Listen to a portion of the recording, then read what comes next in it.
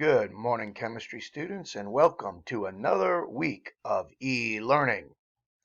This is an especially exciting week for chemistry, as this week we are going to focus in on single displacement, also called single replacement reactions. A whole week of it. It can't get any better than this. Today, we're going to do a review over single displacement or replacement reactions and the activity series. We have some review videos since we haven't talked about them for a while, and you will find that with a handout 8-13II.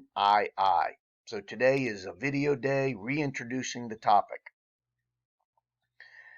Tomorrow and Wednesday of this week, we're going to go back and do the drawings that illustrate the single displacement or replacement reactions. We have a note packet 8-13I where you're going to practice drawing to show what is actually taking place as those reactions occur. Then this week builds to an exciting 2-day lab, which will take place on Thursday and Friday of this week, 8-13III. On this lab, please make sure that you're using great lab safety. Goggles on, hair tied back, following the lab rules, and have a safe lab.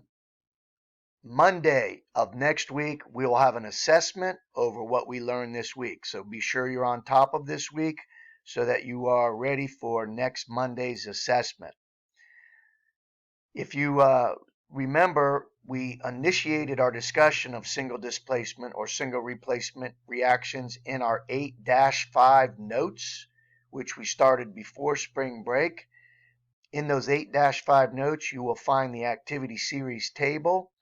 The single displacement or replacement reactions were the third type of reaction we introduced, and then this week we focus on that reaction entirely.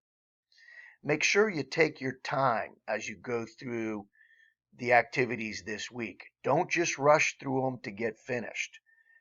You should be spending no more than a half hour per day on chemistry.